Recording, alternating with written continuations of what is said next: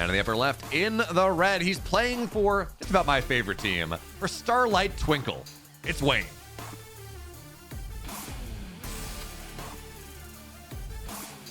And his opponent spawning down in the bottom right for Storm Gaming. It is the blue Protoss player, Gerald.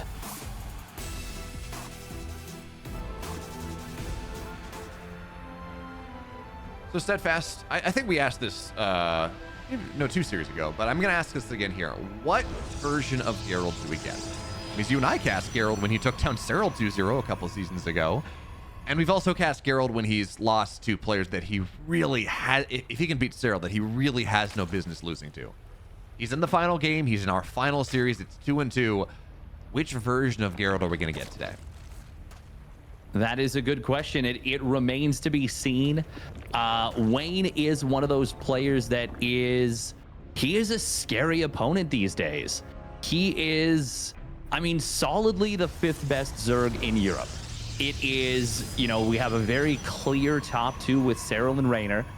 And then a Laser and Lambo. I think you could make an argument between which of them is 3rd, 4th. I think I'd give Lambo the edge, but I think a lot of people would say, you know, it kind of depends on the day and who their opponents are and blah, blah, blah, yada, yada, yada. But I think just about everyone would put Wayne as that number 5 Zerg player. And he is just scary. He's got lots of different timings. You mentioned it earlier. He challenged Clem. He had himself an opportunity to win that series maybe 2-0 and put himself through, but now he finds himself in a desperate situation. This is going to be fireworks. Yeah, and Steadfast, you put him as number 5. Honestly, in terms of peak, maybe not in terms of stability because he's not there yet, but in terms of peak, I'd put him higher than that. We saw him. He should have 3-0'd Serral last season. He should have 2-0'd Serral last season and to go 3-0 in his group. He had a real strong opportunity to beat Clem in round 2 here today. When Wayne is on top of his business, when Wayne is playing like we know Wayne can play, I'd put him number 3, actually. I'd put him he's not Raynor or Serral, obviously, but I'd put him ahead of a Laser. I'd put him ahead of Lambo. But again, it's that consistency. He doesn't hit that every single game and every single series. And honestly, he doesn't even hit that every single game. But he's got, you know, he has that promise. He's certainly got the potential. I see what you're saying. I think he's still got a little bit of a ways to go before I put him up in that upper echelon. Nice micro right there from Gerald. Does manage to save that probe. Barely able to save it. And will counterattack on the other side of the map with the Adept. I think, yeah, you do shade forward with your opponent having committed like that. And Gerald's he's going to start off with a solid little setup here with the drone pull from Wayne. Very preemptive. I don't hate it, but Gerald sees it coming, gets out of there, and Wayne ends up doing a little bit of additional damage to himself by pulling those workers. And this is a great start for the Polish Protoss player. And not only that, the Queens, they pulled themselves off creep to try to deal with the Adept. So there was a world maybe where Gerald was going to be able to shade in and get a couple drones, but with the links there, he's going to pull back for now. Behind this, though, Gerald, he's got his 3rd base on the way. He's got his first Oracle out. 2nd one's going to get started. He's moving into that mid game that you like to see. And on top of that, with these 2 Adepts, you're still on the other side. You can do some dirty play where you dive 2 Adepts into one mineral line, an Oracle into another, and really start to stress a Zerg that does not want to build that many units early game. Because again, every unit, every ling that you make, that's a drone that you don't have. In fact, he's going to kill it. That's really nice. He's going to go and kill Larva. So it's not a drone necessarily, but it's almost a drone. And that's just, oh, man, a couple sequences of events there. There's a Spore Cancel. If the Spore Cancel dies, the drone dies anyway. So that's an even more expensive drone death. Gerald doesn't get a lot of drones, but he gets a lot more damage than the number of drones he got would really indicate. Yeah, and he hasn't lost anything yet. He finds a couple more drones, meanwhile, with the 2nd Oracle on the 3rd base. We are going to see Lings counterattacking on the other side of the map. At the 3rd base, will be able to pick off the pylon. And they will be able to find maybe... No, okay.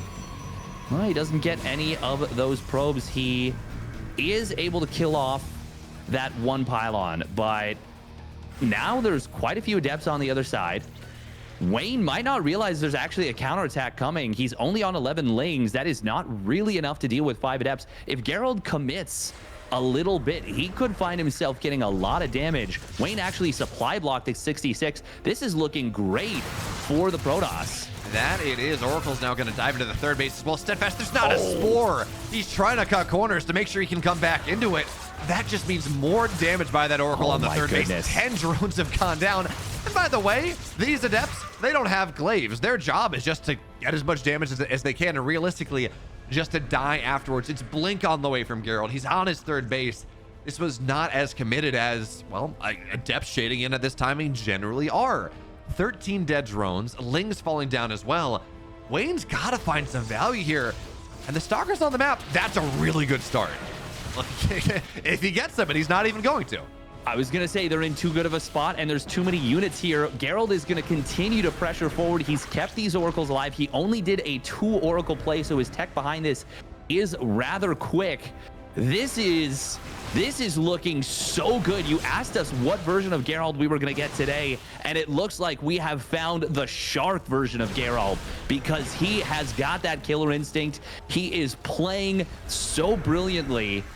And if he just goes for a big push with this 8-gate +1 Blink Stalker, it is going to be so difficult for Wayne to deal with. Wayne has to drone up. He does not have a choice in the matter, which means that Gerald, there is a really scary timing right about now.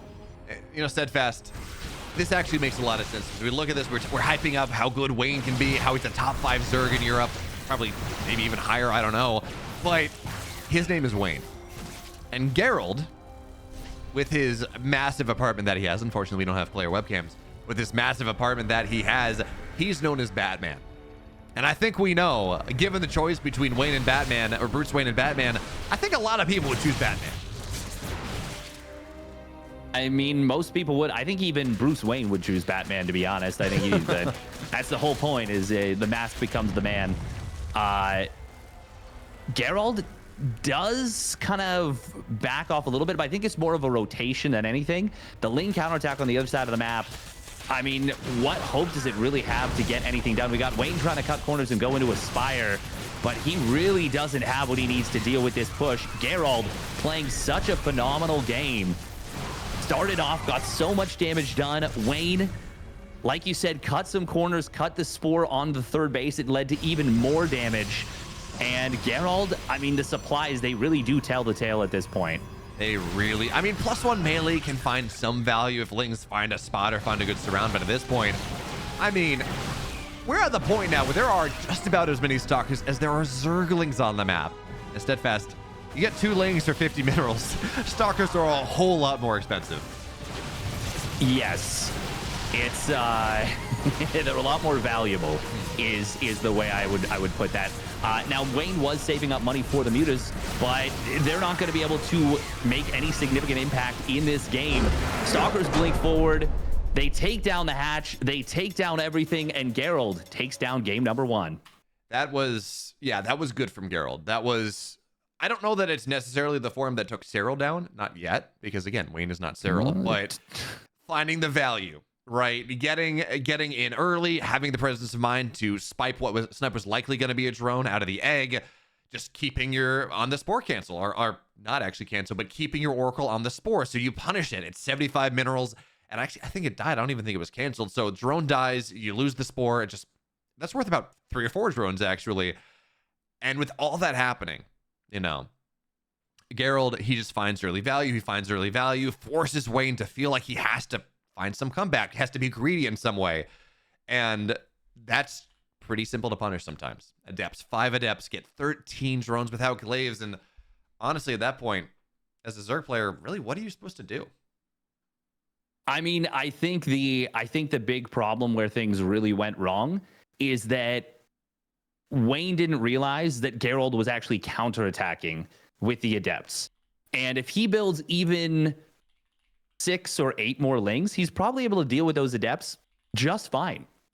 But like you said, he took a little bit of damage early on, a little bit more than he wanted to. It was just very difficult for him to come back from a situation like that. And he cut a couple of crucial corners. The Oracle's got, I think, 6 drones. The Adepts got a bunch of Lings and a bunch of drones. And from that point on, Gerald just played a calm, methodical game. He took his 4th base, continued to build Blink Stalkers, didn't really feel the need to tech up, just kept building units, kept pressuring, and Wayne was not able to deal with it from that point. No, he really wasn't. And now in the upper right, in the blue, he's playing for Storm. Looking to move on to the playoffs, knock his opponent out right now. It's Gerald.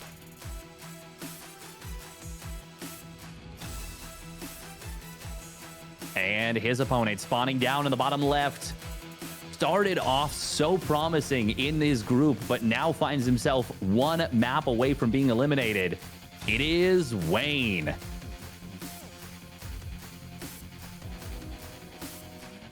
And you know, Steadfast, I know you're a WTL aficionado. And it's important to note that both of these players played in WTL today. Wayne lost to Oliveira 2-0. Okay, fine.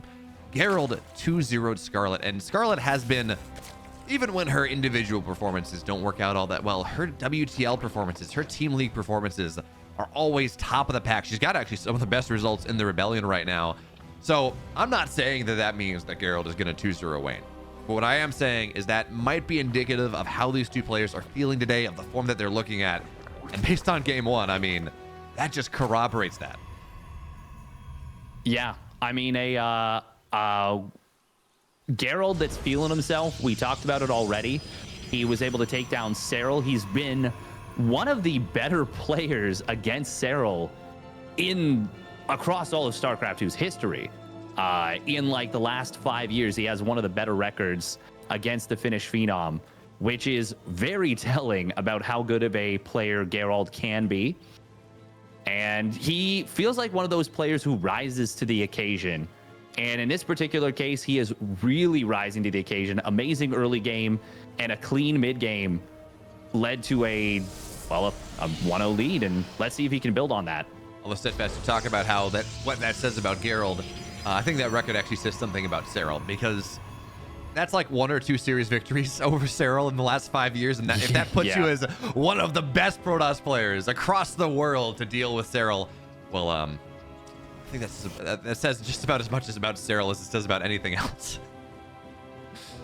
Yeah, I think it's more than that, though. I think it's okay. Yeah, it's actually only. Yeah, it is actually only 5-1 in series, plus an even split in a WTL match. Hey, 16%, so that is very telling. 16% against Serral. That's actually a really good win rate, especially in PvZ. Yeah, that's actually well above the mean. Serral has like a 90% win rate in PvZ or something. We are going to see this is the Gerald spot. He goes to the high ground, starts fishing around with the Adept. Sees if he can get any drones. Wayne was not snoozing. Good job. He's able to save everything. Behind this, we got to talk about the builds a little bit. Gerald, he is going for a Twilight Council and a Robo. He is a player that loves to go DT drop more than like any other Protoss. But for now, we are going to see the Adepts. Oh, they shade forward. They grab a couple of drones and just recalls out. Well done from Gerald. Yeah, that's really, really nice. And now, well, I don't think this is going to be DT drop Steadfast, because already there's a War Prism on the way. It's not going to be Storm drops either. This is just going to be very quick Archon drops coming out of Gerald. Yeah, this is some weird stuff. Gerald has been a player that sticks to his guns and plays old builds more than just about anyone. Now, this is not even really an old build. This is a build that, wow, we just don't see it very often at all. But it's a very interesting build. It is not, I don't know. I'm not the biggest fan of it. Wayne does have a Roach Warren ready to go, but we'll see if this can find any value. Yeah, it's going to be interesting, right? So what this does is you spend more gas, right? High Templars, they're more gas expensive than Dark Templars are. Which is not great when you're on 2 bases. You don't have a ton of gas to work with. But it means that if you're going to deal with, say, a Zerg playing as a Zerg does, Hydraling Bane, and we know Wayne loves Hydraling Bane, you're going to get really easy access into that storm much faster than the Zerg might expect. And then you have an army that deals with very low HP, very high damage units a little bit earlier, a little bit faster, and maybe a little bit more powerfully than Wayne might expect. But for now, Archon drops, it's going to be revealed. Oh, I guess Archon drops, singular Archon. At least Wayne knows that, yeah, there are Archons on the field. But is he going to know it's Dark Shrine or not Dark Shrine? That is a good question. He already built the 2 spores because Gerald goes for Dark Shrine so often. This is actually really interesting because initially I thought this was the 4-gate version of this build, but now that I look at it a little closer, he's only done this off 2 gateways, which means he warps in 1 Archon. Oh, pardon me. 1 Archon right away. Second one, he's got the 2 High Templar at the natural. He hasn't morphed them into an Archon, which is a little bit strange. The Archon drop in the natural will get deflected, but the main thing that I'm building towards is that, like you said, this is a much quicker Storm. It is a much quicker 3rd base, and this is just a very economically focused setup. Nice warping right there to save that 1 probe. Unfortunately, he's not able to save the other one, but this is a really interesting setup. But if this is what I think it is from Wayne, which would be Swarm Hosts, then I think this is an amazing way to deal with this setup. Yeah. Oh, no, don't lose the Archon. Oh, my God. Oh, he stressed me out so much right there. I thought he was going to lose that Archon. And this is pretty cool from Wayne, right? So this is not Rider Set. This is not a map that is quite as good for Swarm Hosts as Rider Set is, but you have these mineral walls on the right side. You can either burrow through debris and make that happen, or you can go and just mine some minerals and walk across. And if that's where he's trying to abuse, which I think he's going to, it's really hard for the Protoss to get on top of. Here's the problem, though. Gerald's army right now is Storm is done. Charge is just about done. He's got 2 Immortals with this army. He's about to hit right as the Swarm Hosts are hitting the field. And Steadfast, there are 2 kill timings against Swarm Host players. One is when you survive and you max out, and that's hard to do. The other one is as the Swarm Hosts are popping, as you just pressure in before they're really able to find their value and pin you back. Gerald is trying to hit this one right now. He's got 4 Storms, I think, in the Warp Prism. He's got an Archon, a couple Immortals. This is not the easiest hold for Wayne right now. Even as his supply says, okay, he should be fine. Yeah, this is a funky little scenario. Of course, Wayne is going to try and hold without having to use his Locust if he can. But this is weird because the Zealots are going to do very poorly against the Locusts, except that there's very small numbers of Locusts. The Storms are going to be the big thing to deal with this. We do see the Zealots getting right on top of the Roaches. They're going to do well in that scenario. Wayne kind of trying to dance around Storms. Oh, the War Prism barely staying alive. Can it get sniped? No, the Storms are not going to do too much against the Roaches themselves. And there's that Zealot Warping in the back. That War Prism surviving. It's not actually, it's not going to even matter because the power units will all go down before the Zealots can actually re-engage. Not at all. And by the way, the Locust found their way to the other side. It's not going to get the Nexus. But those Storms, Steadfast, were just about the worst Storms I've ever seen. They didn't do a lot of damage to the Roaches, but what they did do is they stripped all the shields. They stripped some of the HP from the Zealots. And these units that are supposed to be tanky and get on top of your units and kill the Roaches, by the time they connected, they already had 50% HP. They are already not doing all that well. And then Gerald continues to fight and continues to try to find that value. And of course, Wayne is so confident in his defense that on the other side, Locusts are going to pop. And they're going to find value. And the Nexus in the natural already takes a lot of damage. Roaches show up on the other side as well. Archon gets low, forces the shield battery overcharge even before this attack from Wayne hits. Gerald had a timing. He absolutely had a timing. But he wasn't able to pin things in properly. The Storms did more damage to him than his opponent. And now it's a hard hold for Gerald. Yeah, no, I don't see how he can possibly make this defense happen. He does have a shield battery and a War Prism and Immortals available, but there's just way too much Zerg. Shield battery's already depleted. And I think this is just going to be us going to game number 3. It was a neat timing from Gerald, but it just did not work out. The execution was not...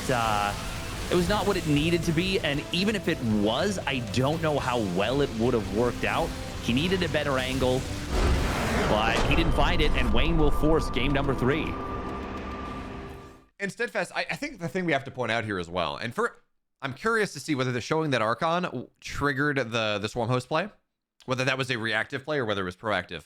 But the other thing I think we have to point out here is that Wayne played counter to his style. He's played, and actually one of the PVZs he lost, we didn't expect him to lose early on, was because he played Hydroling Bane, and he got stormed to death over and over and over again. That was against Gung Fu Manda. So this build that Gerald's going for is counter to the Wayne that we've seen for the first 4 series. I guess he hasn't played a Protoss every time, but all the ZVPs that we've seen him play in this tournament. And now he goes Roach Ravager, Swarm Host, something that actually deals very well with a style that deals very well with how he likes to play.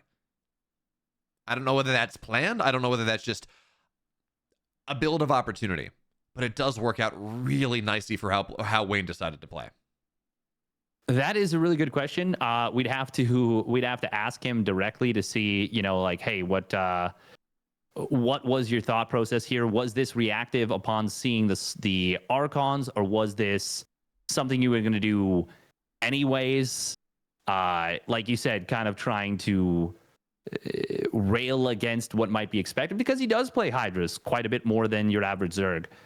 But either way, it was a very effective setup, and we are going to game 3 on Oceanborn. Yeah, that's going to be fun. Also, the other thing we have to point out about that game from Gerald is that he's tried this a couple times. He tried this against Lambo yesterday. It's a very similar idea. It didn't work. He's been trying it all over the place, and we haven't really seen it play with immediate effect yet. So maybe, but I don't think we're going to see it in game 3 because Steadfast, you pointed out, we're ready for it. And to the upper left in the red, looking to reverse sweep the series. It's a best of 3, but reverse sweep it anyways. Find his way into the playoffs after a rough middle section of this group. It's Wayne.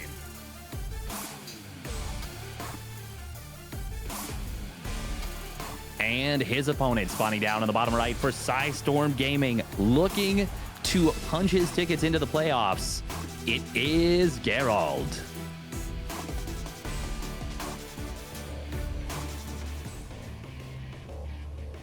Yeah, sometimes you have yourself a game plan, and on paper, it can be a cool game plan. But when it doesn't work, you got to be able to let it go. And I'm not willing to say that it won't work, this quick storm, this Archon play. But game 1 went so well for Gerald. It went so well for him. Very good standard play, and I think I'd just like to see him return to standard play. Now, we do see a nice little hatch block coming down at the natural. Wayne had pulled an extra drone, it looks like, to try and get that down. But I suppose he forces a pylon. That's something. Yeah, it's interesting because I don't think Wayne was going 3 hatch before pull. And he pulled the first drone out to go take his third base very quickly. So he actually got his third base on time, or his natural on time regardless at third base. I guess you send both out, and if you can get one, then you pull the extended one back, and then you're happy because you would always... Oh, he snaps the probe's neck. Do probes have necks? Not anymore. Very true. But I guess, yeah, you send both, and then you take whichever one's not blocked. And, hey, forcing a pylon and killing the probe that early is always going to be really nice. But I'm with you, Steadfast. Gerald, play standard. Do what you can. That weird build, we saw him try it against Lambo. We saw him try it here. Doesn't really seem to be the way to play. The thing is, I'm okay with doing it if you confirm that it's Hydras. But, and the thing is, if it was defensive in nature against the Swarm Host, having Quick Storm against Swarm Host is not a bad thing. Like, you can mow down Locust Waves with Storms very effectively. It's not easy. You got to micro the High Templar, the War Prism, the Archons very effectively, but it's doable. It's very doable. Hitting the timing, though, aggressively with it, I don't know. I have to assume he's had a great deal of success with it in a lot of his practice games and a lot of his preparation. But once again, I'm happy to see him return to a standard Stargate opener here in game number 3. Yeah, certainly. And for now, well, I mean, this is how it started. Early on with the Adept, it showed up, it got a little damage done, it forced some reactions that maybe Wayne wasn't too happy with, and then we followed up, right, with more Oracles and killed a Spore morphing and did all of these fantastic things. But for now, the Adept, well, it's going to shade forward somewhere, and actually, yeah, it's gonna find the Gerald spot, but unfortunately, there's a Ling to Soka shot, so Wayne, he's not going to get found out by it, and well, actually, this Adept should go down now. Yeah, the shade's not going to be in time already. A little bit better for Wayne in game 3. Oh, drastically better. He's already killed the probe. He, with the drone pull at the beginning, he kills off this Adept here. The pylon was built, and that didn't really achieve too much. And now we're going to see... Oh, no. Okay, he's not going to be able to get anything, but he forces the first Oracle to stay home. This is already a significant difference between games number 1 and game number 3. And now we've got ourselves a Void Ray as the second unit. Ooh, okay, that's a very quick Twilight Council. We'll see. This could still be Blink. He does build the gases, but there's no, it's probably still going to be Blink. We'll see. We'll see. I mean, I think I'm picking up what you're putting down, Steadfast. There was a build in the 2 Stargate meta where you would go 2 Void Rays, you'd go charge lots behind it, and it was pretty powerful. But I don't think that's what we're going to see this game. I do question getting a Void Ray after the Oracle like that, because again, you really want 2 Oracles to get your damage done. I understand why you'd get a Void Ray, right? You shut down scouting. Oh, never mind. It is going to be Glaives. Okay. And look at, okay, so go ahead. Sorry.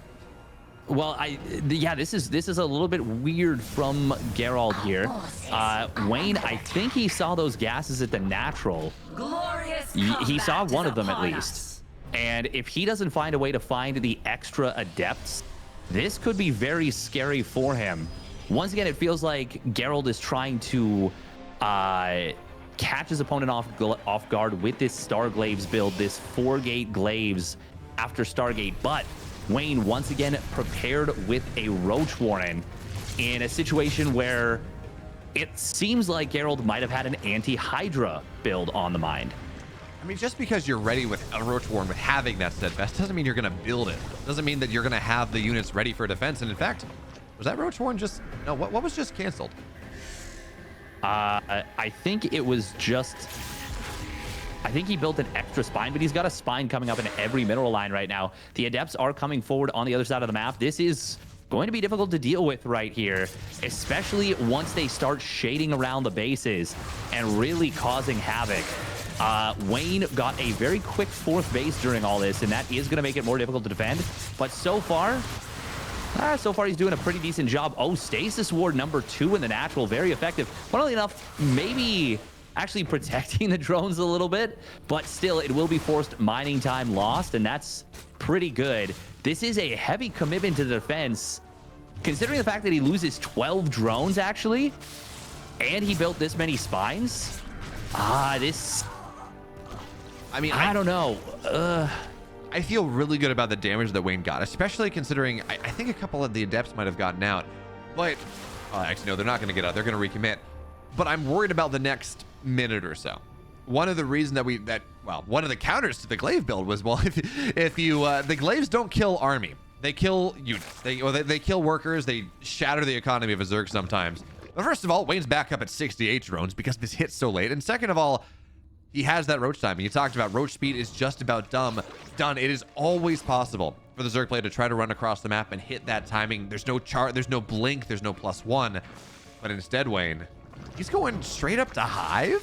He's got an infestation pit on the way, adding in Hydras, and it seems like he's going to try to take a page out of Young Yakov's book. We're going to see, I think, Lurker play here. And I think he maybe could have had to make something happen, but if he gets up that quickly when it's only Blink Stalker play, that's a powerful composition for Wayne. He might have been able to get something done, but I feel like he doesn't feel like he needs to. Even though that was a decent bit of damage and there was a commitment to the spines, I mean, like you said, that did slow down Gerald's tech. The 4th base from Wayne was very quick, and he didn't seem to miss any injects, so he was able to keep rolling with his... or rebuild his drones very quickly. We do see Gerald skirmishing in the middle of the map, getting a couple of pickoffs here. But it's... Yeah, I feel like Wayne's position right now in this game is solid. I like it a lot. Yeah, the one thing I'm looking for, Steadfast, is we do have this Hive about halfway done. We don't have a Lurker Den on the way just yet. And this might just be that Wayne wants to get Vipers very quickly. He thinks Gerald is going to transition into Colossus player Disruptors, which, by the way, RoboBay on the way. That would be a correct read from Wayne. And then you want 3 Vipers. And just Roach Hydra Viper against low numbers of Robo units can actually do a really nice job. But okay, there we go. Lurker Den's on the way. I guess he just didn't want them at all before he could start to get the upgrades up. And now at this point, Gerald is on the map. He's trying to get aggressive, but the creep spread is really nice. He's going to have to deal with a Ling run by into his natural, and on the front as well. He doesn't have enough Stalkers to deal with this Roach Hydra stuff. In fact, he needed to blink back immediately, losing more Stalkers than he should have. It's about to get really... Oh, maybe, Gerald's going to back up for the moment. It felt really scary for Gerald, but I guess he's going to stabilize. It still feels kind of scary for Gerald right now. He does have a great economy. He's on 4 bases, 79 probes, but Wayne himself is on a fantastic economy as well. And it will be Vipers coming on in. If it just ends up being a big Roche Hydra Viper attack, I mean, if those abducts land on the first few disruptors, this is going to be really difficult to deal with. Looks like Wayne will, in fact, add on a singular lurker as he's pretty much maxed out. But I don't know, man. This feels scary for Gerald until he can get out High Templar tech. Yeah, certainly. For now, he's going to try to snipe as many roaches as he can. Oh, you cannot lose these oracles. Both will go down, and now detecting any sort of lurker play is going to be hard, but from around the... Okay, Disruptor's not going to find what it wants. Gerald, if he's... Right now, he's got to play counterattack. He's got to go and have... Oh, he doesn't even have charge. These Zealots are just so useless. Oh, and he instantly recalls. I mean, he forces the army back, and he buys himself a little bit more time, but... Oh, no. Oh, no, no. Oh, no, no. Don't blink forward. Those are so many lurkers sieged up. That is going to be a ton of dead stalkers right there for Gerald. Gerald loses a lot. I thought he was checking with the stalker to see if there was an ambush, but no, he was blinking for vision, and he ends up blinking everything into a trap. Now, this could be a trap on the other side as there is a disruptor here ready to go. It's a big shot. And Gerald finds himself a very good skirmish on the right side. Counterattack on the bottom side from Wayne. Runs into a stasis ward. Ooh, but the abducts on the disruptor is going to be very effective against them. Well, he's going to blink forward on top. Only 3 lurkers right here. The blinding cloud as well. And, okay, there is vision somewhere, but these lurkers... The stasis trap actually is working against him because look at what's happening. It's a bit of a SimCity. It's a bit of a choke. Even still, though, Gerald is going to clean this up. We are severely hurting in our tech right now. Gerald tried to get the 5th base. That's going to get denied. I think was denied. And now, what's our disruptor count at? We're looking at 3 disruptors, a singular oracle, blink stalkers, charge lots. Hearthstone showed us how to beat this army. Disruptors, charge lots, stalkers. Ooh, that's not what you need. You need Colossus. You need Storm. You need to move to that next round of tech on top of, again, having these disruptors because they're nice. But you need enough robo units that 3 Vipers will not just kill everything. Yeah, he does have 3 High Templar right now. Disruptor shots are going to be pretty decent. Stasis Ward not able to keep that 1 disruptor alive. There's still Vipers ready to go feedbacks. Oh, they will come through, but not in time to save these units. There is one of the robotics facilities at this base. Gerald needs to hold here, but this is going to be so scary. There's a ton of lurkers in the back. They're not even really being brought to bear just yet. Wayne, okay, blink forward does grab the Viper, and disruptor shot, it will connect on 2 of the lurkers. Not going to be able to kill them. We'll soften them up a little bit. Finding the other Viper would be very nice there. Wayne, oh, he's on the top of a ramp. I don't know if Gerald wants to push up here. I understand, I guess. Maybe Gerald just didn't see the Viper. I don't know. But I understand why you might want to go and try to press the ramp right now and try to cancel a lot of these lurkers as they morph, because this army becomes so much... nice lurker going down. Becomes so much scarier as the lurkers are done, as you move into that.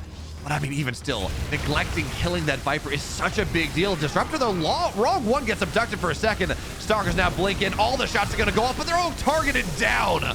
Wayne on top of things here. 70, 80, 90 supply up above where his opponent is at this point. A disruptor from the high ground is going to have to be absolutely miraculous, and Wayne just splits against it steadfast. Game 1, Gerald was on top of his business, but after that, Wayne has absolutely had his number here. At this point, this base is going to go down. He's recalling the probes and the disruptor to try to stay alive. But 94 supply to 198. Continuous production out of Wayne, plus 2 attacks done. Lurkers continue to burrow. Armor on the way. Gerald, he needs more than he has. He certainly does. What he needed to do more so than anything was deal with the Vipers. And he did not have the High Templar out initially. They were able to get some good abducts. They reset the disruptor count. Even after that, Gerald almost was able to stabilize enough. He fought a good delaying action, but it wasn't quite enough. Wayne was able to execute just a little bit better. Split against the disruptors a couple of times very nicely. This time, we'll be able to snipe down another disruptor, and Wayne is going to be able to take down the game.